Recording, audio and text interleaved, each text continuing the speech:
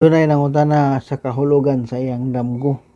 Taguon nato siya sa ngalang AMBP. Matud pa niya nga, "Good morning, pahubad palihog sa akong damgo. Namunit kuno ko og isda sa fish pan unya.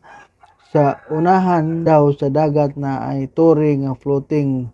Niadto daw ko nisakay ko sa tori ug ang akong mga kauban didto kay mga maestra ug mga beauty contestants. Unsay pasabot ana?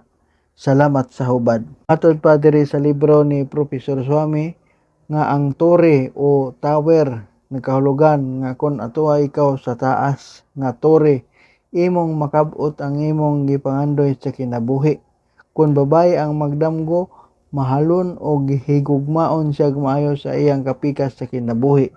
Kung lalaki ang magdamgo, sugto na siya sa iyang gipanguyaban.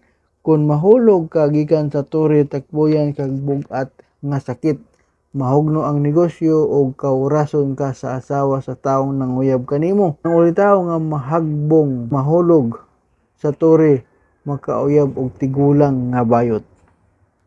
Kung doon na kamoy mga damgo nga gusto ninyong mahibawan ng kahulugan, i-comment lang sa ubos. Kung wala pa ka maka-follow, basin og di na ta magkita. Amping kanunay.